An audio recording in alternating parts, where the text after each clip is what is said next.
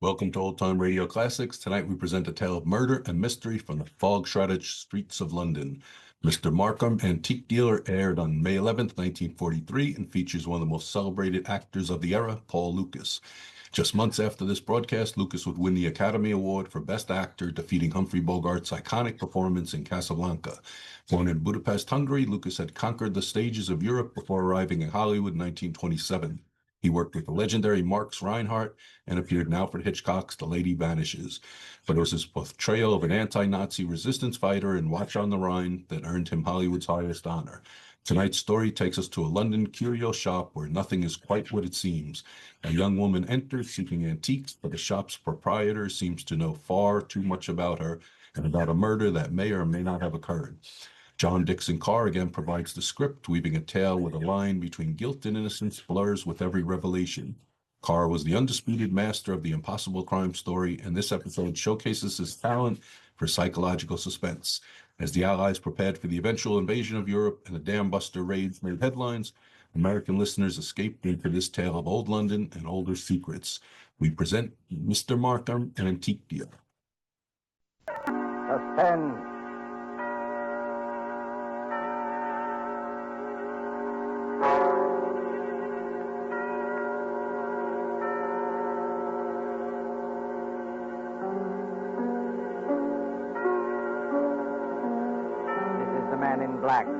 Here again to introduce Columbia's program, Suspense.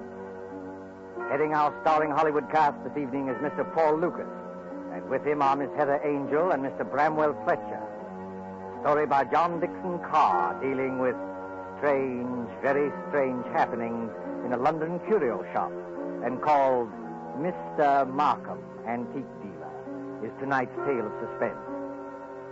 If you've been with us on these Tuesday nights, you will know that suspense is compounded of mystery and suspicion and dangerous adventure.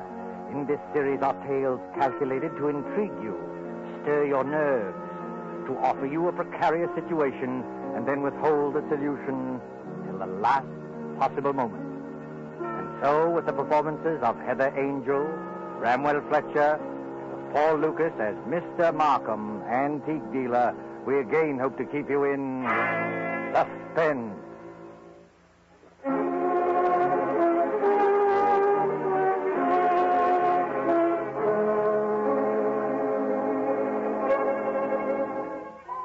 This is the story of a man who commits murder and gets away with it. Does the idea shock you? Do you believe that justice must always be done? But let's be honest with ourselves. You and I needn't be cynics to know that justice is very seldom done. Innocence flinches.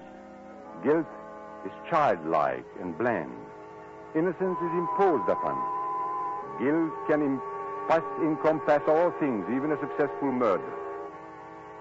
And I know this because I was the murderer, you say? Oh, no. Inquire at Scotland Yard. I was the victim. In Bond Street, not far from Piccadilly, there used to be an establishment, which in a less fashionable part of town would have been called a shop. On the windows, in letters as discreet as a visiting card, were the words, Charles Markham, Antique Dealer. Such a delightful fellow, Markham. Such a character. 30 years ago, yes, as long as that, this antique shop was a dingy place. Despite deep carpets and crystal chandeliers, it rustled with the ticking of 100 clocks. It was shadowed by damascened armor and the loom of tall tapestries. And late one summer night, when the shutters were long closed on those windows, a four-wheeler drew up before the door in the gas-lit street.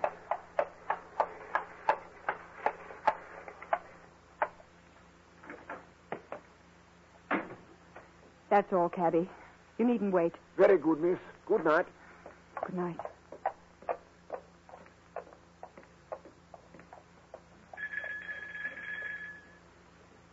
He must be here. He must be. I won't go back to that place. I'll kill myself first. Oh, look here, old man. You needn't be... Oh, I beg your pardon. And I beg yours. I'm I'm not the person you were expecting, am I? No, madam. As a matter of fact, I was expecting a police officer. A police officer? Oh, merely an old friend who often drops in for a talk and a drink. You are Mr. Markham, aren't you? Yes, my name is Markham. Can I be of any service to you? I want to come in. I want to buy a present for somebody. Now, really, madam, this is hardly the time. Yes, I know it's late, but... It's nearly 1 o'clock, madam. Surely tomorrow morning will be... That'll be too late. This is a special occasion. It's a birthday present. That's it. A birthday present. I've got to deliver it before breakfast. And Sir George Lytle says this is the only place in London to buy antiques. Sir George flatters me. Won't you let me come in? Just for 5 minutes. Well, under the circumstances, madam, I think it might be managed. Now, one moment while I put some lights on. No. Please. That one little light will be enough. But you won't be able to see anything. That doesn't matter. I'll trust to your judgment.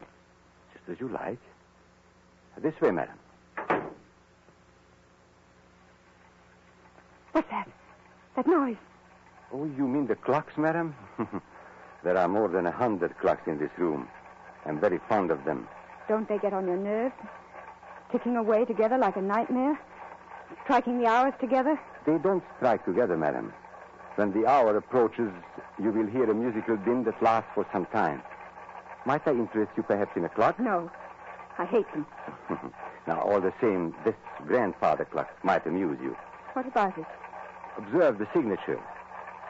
Johannes Carver, Londini, Facet A.D., 1752. You could see better, madam, if you raise that veil. I'll keep my veil down, thanks. Just as you please. But look at the clock. I open the glass face like this. Then I push the second hand forward like this, and... 1 o'clock and all's well. 1 o'clock and all's well. What was that voice? Only the clock, madam, nothing more. The clock spoke. Clever, isn't it? A device of old John Carver, anticipating Mr. Edison's gramophone by more than 100 years. Oh, but you don't like clocks. No. May I ask whether the present is for a lady or a gentleman? It's for a man. Oh, has he some knowledge of antiques? Yes. I mean... Furniture, perhaps. Porcelain, bronzes, tapestries, weapons. He might be very much interested in weapons. Then Yes. I imagine his name is Mr. Ronald Gilbert.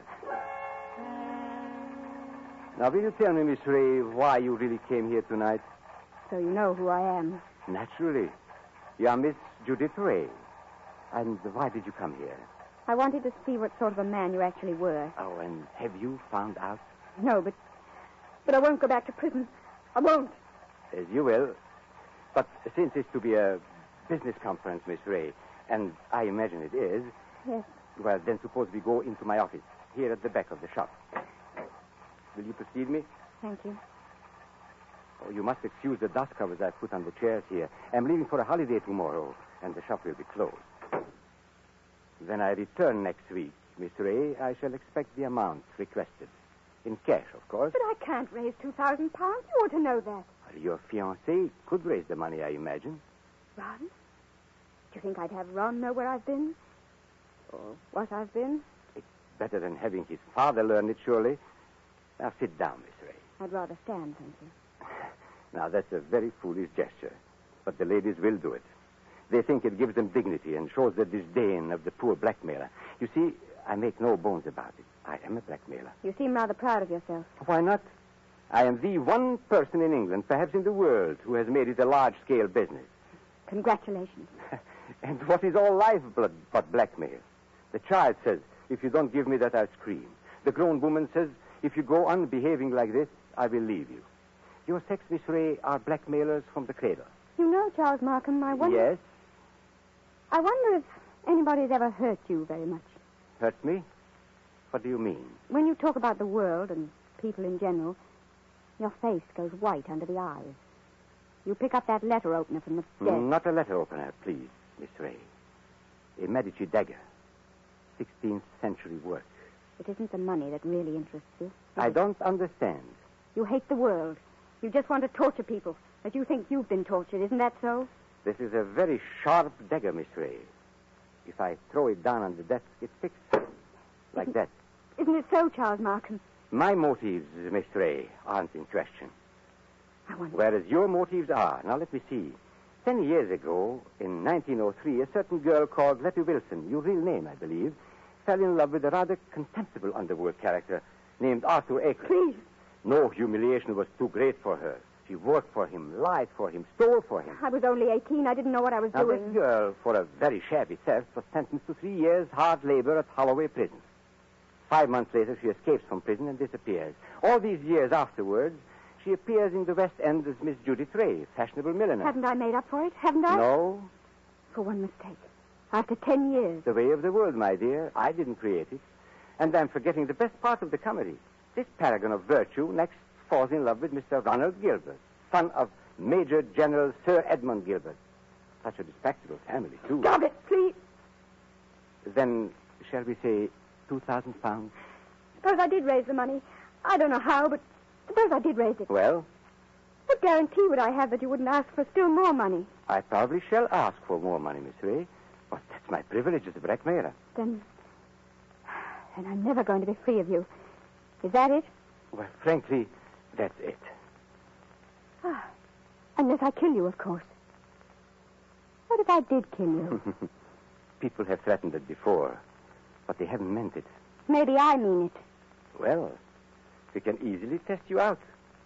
There's a sharp knife stuck in the desk in front of you. I'm going to get up and deliberately turn my back on you.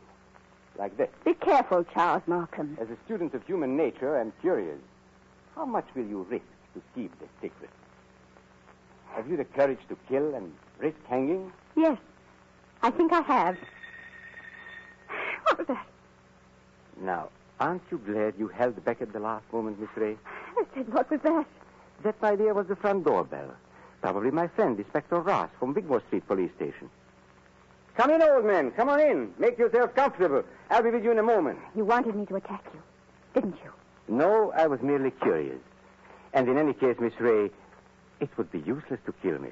Useless? Why? Because I shouldn't die. Don't talk rot. Oh, it's quite true. A man in my position must take certain precautions. If you killed me, I should be back to haunt you within half an hour. And I don't happen to be joking. Come in. Now, look here, Martha. Good Lord, Judith. Ron! Mr. Ronald Gilbert, as I live. Ron! What are you doing here? He hasn't got anything against you, has he? Speak up, Mr. Gilbert. Have I? The fact is, Judith, I... Look at him, Miss Ray. See how he changes color and twists his mustache and altogether resembles a boy caught in his mother's gem cupboard. Perfect picture of a gentleman being a gentleman. Look here, Markham. I'm not very clever. You can always make a fool of me when you start talking, so let's stop talking. I've brought the money. What money? Oh, merely my fee for keeping quiet about you. So you went to Ron, too. You told him about it. Naturally. If possible, always sell your wares in 2 markets. How much money? Never mind, Judith. I hoped I could do this without your knowing. How much money? 3,000. It's all I could raise. Has he told you who I am and what I've been? Look here, Judith. Who the devil cares who you are or what you've been? I happen to be in love with you. Never mind. Let's get out of here. Ron, it's no good. He'll only come back for more money. I know that, but what else can we do? Nothing, I'm afraid. Well, what's that knife doing there, stuck in the desk? Nothing dangerous, I assure you. No? Merely a curio. I pick it up like this, I flip it down like this, and pick it up again. Miss Ray was very much interested in the dagger. Now, may I have that envelope with the money, please? There you are. Take it. Thank you. As I explained to Miss Ray, I'm leaving tomorrow for a holiday, hence the general disarray and the dust covers on the chairs. But before my departure, I'm glad we could settle this affair, as you would say, like gentlemen. Before we clear out of here, Markham, there's just one favor I'd like to ask. Well, of course, old man, ask away. This is your job, I suppose. You can't help being what you are, but never again, as long as you live. Well? Never even say the word gentleman. Be careful, Ron. Look at his face. Tell me, Mr. Gilbert, how much money is in this envelope? You heard what I said, 3,000 pounds. Then take it back, my friend. I find we can't strike a bargain after all. What do you mean? Just what I say. Here is your money. You will now oblige me, both you and Miss Ray, by leaving my shop. What are you going to do? Tomorrow morning, perhaps even tonight, I'm going to get in touch with the police. and I shall tell them where they can find Letty Wilson, alias Judith Ray. You can't do that, Markham. Oh, yes, he can. You hit him where it hurts. 3,000 pounds, my friend, is not enough compensation for the way you talk. There is a way through the shop. Shall I escort you to the front door? No. Oh, so you prefer to stay here and make a fool of yourself? You're not going to tell the police, Markham. I promise you that. And how are you going to stop me? With this. No! Put that gun away. It's a funny thing, Judith. I felt a bit of a fool, bringing this revolver along. But now I've got a use for it. Oh, I've got a use for it. Oh. Maybe the best thing would be to go into the street now and call a policeman. You'll never get into the street, Markham. Are you following me into the shop? Yes. So both of you, it appears, came here under false pretenses. You said you wanted to pay me some money. The money's still here, but you've lost your chance to get it. And our dear Judith said she wanted to buy a present for you. I showed her this grandfather clock here, this talking clock. Don't go a step beyond that clock, Markham. I warn you. Nonsense, old man. You wouldn't dare shoot. Wouldn't I? No, and I'll call your bluff. 1 step. 2 steps. I know your whole silly pride, my friend. You wouldn't risk it. No, you wouldn't. What's happening to me? Don't try and grab out of the clock, Markham. It won't save you. You wouldn't risk your life. You wouldn't risk your family position. You wouldn't. 1:15 and all's well. 1:15 and all's well. I had to do it, Judy. Don't you see? I had to do it. Did you... Is he... Oh, yes. Yes, he's done for. I tell you, I had to do it. Keep your voice down. Why? That shot sounded like the crack of doom. I wonder if anybody in the street heard it. You mean the police? Yes, Ron. What in heaven's name are we going to do? Steady, steady. We'll find a way out. Maybe he's not dead, Ron. Go and look at him. He's dead, all right. Please, Ron. Go and look at him. Well? Shot through the heart. The bullet went clean through him and smashed the face of the grandfather clock. That's all I can see in this dim light. This isn't happening to us. It can't be I've happening. got to think, but it's hard to think. You see, Judith, I'm not in a rage any longer. I'm just numb and a little bit scared. You're not going to give yourself up. And have this whole thing made public? Not likely. Wait a minute. There may be a way out. What way? He said he was going for a holiday, remember? Well, suppose he did. That gives us time. It means his absence won't be noticed. The shop will be closed. Nobody will come here for days. And certainly nobody will come here tonight. And... What's that? The police officer. I forgot the police officer. What police officer? A friend of Markham's. Inspector somebody or other from Wigmore Street. He's inspected here tonight. Then we're finished. No, Ronnie. We're not finished. He can't see anything out there. The shutters are down and the door's covered. Could you pick Markham up and carry him? Yes, I could. Why? There must be a back way out of the shop, probably in the office. Hurry, Ron. I don't like to touch him. Hurry, Ron, please. He's as heavy as a sack of meal. He seems to be looking straight at me. I know. Everything here seems to have eyes and move a little in the shadows. Didn't you see the expression in Markham's eyes just before you... No, I didn't. He seemed to be looking behind us, or beyond us. I don't know how to describe it. And he said something, too, that scared me. He said he couldn't die. He said... Close the door, quick.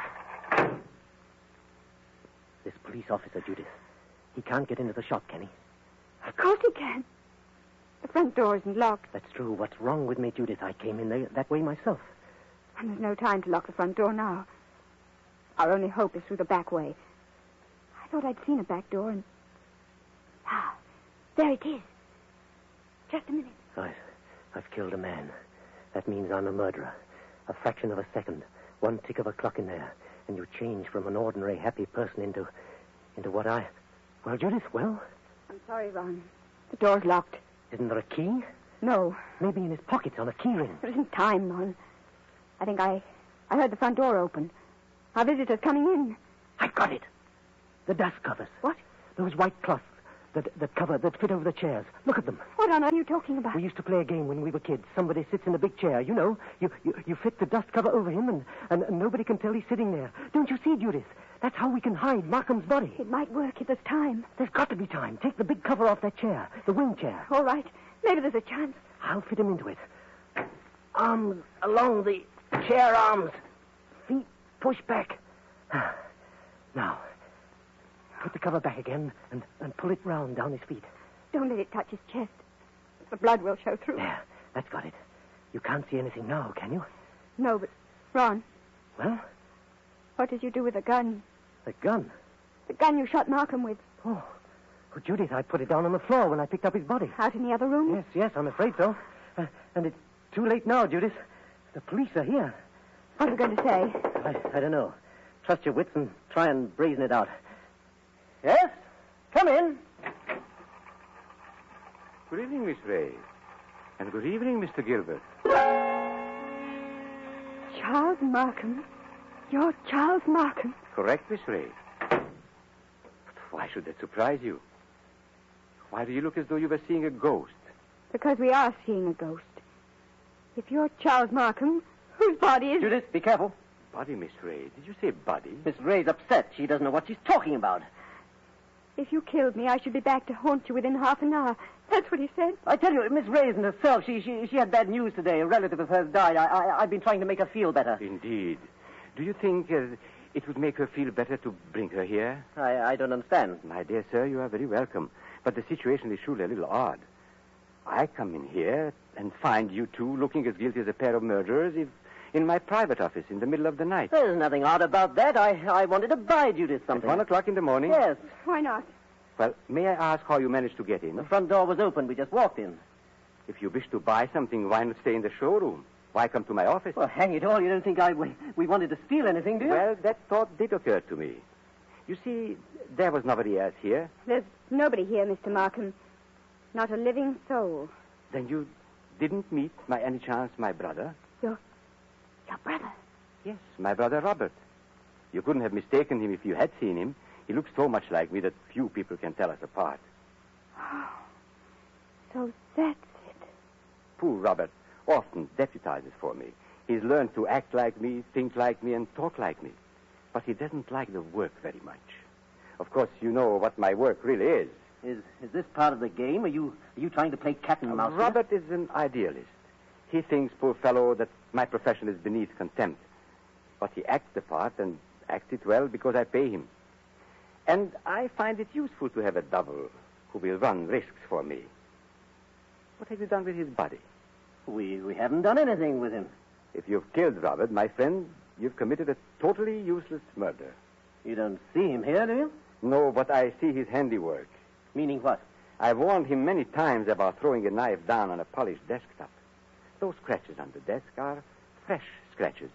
Of course, if you give me your word of honor that he's not here... Of course, he's not here. Well, in that case, all we can do is sit down and make ourselves comfortable. Will you sit there, Mr. Gilbert, and you, Miss Ray, in that wing chair by the window? What's wrong, Miss Ray? Why don't you sit down? Because I prefer to stand, thank you. Then perhaps you won't mind if I sit in the wing chair. It's a very comfortable one. My brother always says... Don't sit down there for the love. Oh. So that's it. Yes, that's it. It is rather a thick chair. I press against the dust cover and blood comes through. I lift the bottom of the dust cover and... What's the use of going on with this? I killed him. You admit that? Yes, I admit it. But Judith had nothing to do with this. I swear she hadn't. My telephone, you notice, is against the wall. I shall have to turn my back to you when I ring. Ring? Where? Wigmore Street Police Station. Oh, no. Give him a chance. Please give him a chance. Hello? Hello, operator. I want Regent 0586. I won't let them take you on. I won't. It's no good, Judith. I killed a man. I meant to kill him. That's all there is to it. A very sensible attitude, my friend. And if the lady has any idea of flying at me with that knife, just notice what I've got here. A .32 revolver. One chamber fired. Picked up off the floor in that room where... Hello? Hello, Wigmore Street Police Station. For the last time, Hello? Mr. Markham, won't you give him a chance? Be quiet, Miss Ray. May I speak to Inspector Ross, please? Inspector Ross speaking. Oh, isn't that Mr. Markham? Got it in one, Inspector. Charles Markham here. I understand you were going to drop in and see me tonight. I intended to, Mr. Markham, but I'm afraid I can't make it now. Oh, why not? Anything wrong? Only a robbery in Davies Street, but it's likely to be a long job. Sorry I can't get there. Well, that's perfectly all right, Inspector, because actually I rang up to make sure you wouldn't come here tonight. You see, I've got a lot of work to do, and I'm leaving for Eastbourne early tomorrow morning. Let's make it some other time, shall we? Oh, glad to, Mr. Markham. No crimes being committed up your way, I suppose? No, Inspector. It's as quiet as the grave. I've never known a more peaceful night. Goodbye. Why did you do that? Now, please, don't excite yourself, Miss Ray. Didn't you hear what I told the Inspector? Yes, but is this some more trickery? Trickery? How can it be? I don't know. That's what I'm asking you. I should call it generous when I let my poor brother's death go unavenged. You're not doing this without a reason. Naturally not. But has it occurred to you, either of you, that I might not want my business dealings revealed in court? What are you driving at? And has it also occurred to you that a man's double, who looks exactly like him and shares all his secrets, may become a danger rather than an asset? He knows too much. He wants too much, and so... I think I understand. You're glad he's dead. Not glad, my dear. You shocked my brotherly feelings, but definitely relieved. Look here, you can't get away with this. Get away with it, sir? Aren't you forgetting that you are the murderer? And what are you going to do? That is very simple. We three, in an unholy partnership, will dispose of Robert's body. Or would you rather hang? He's got us, Ron. There's no other way. But how can we dispose of the body? This seems worse than killing him. It's filthy, cold-blooded... Practical necessity. And as for disposing of the body, nothing is easier. We shall simply gather the...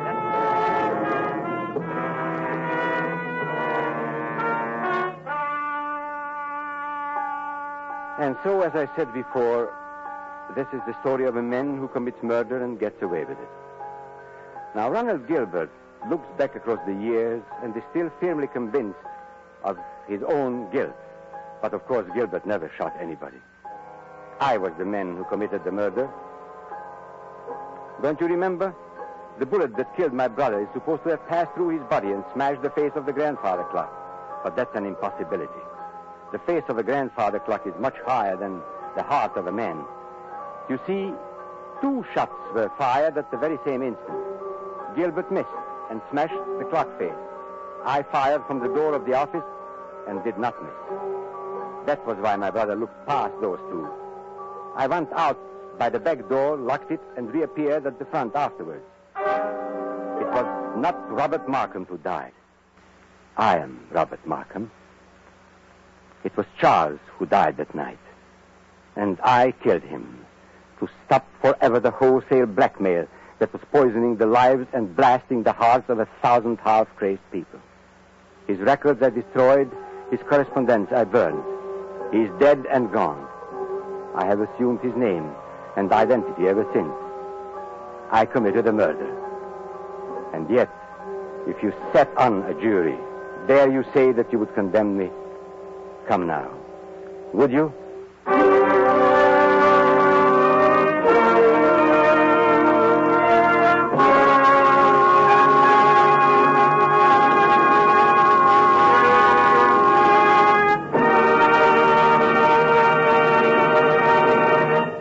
And so closes Mr. Markham, Antique Dealer, starring Paul Lukas with Heather Angel and Bramwell Fletcher. Tonight's tale of Suspense. This is your narrator, the man in black, who conveys to you Columbia's invitation to spend this half hour in suspense with us again next Tuesday, when we will have the pleasure of bringing you Mr. Charles Lawton and Miss Elsa Lanchester, will star in one of the most famous and suspenseful of Agatha Christie's thrillers, The ABC Murders. The producer of these broadcasts is William SPIER, with Ted Bliss, the director, Lud Gluskin and Lucien Morowick, conductor and composer, and John Dickson, Carr, the author, collaborated on tonight's Suspense. This is the Columbia Broadcasting System.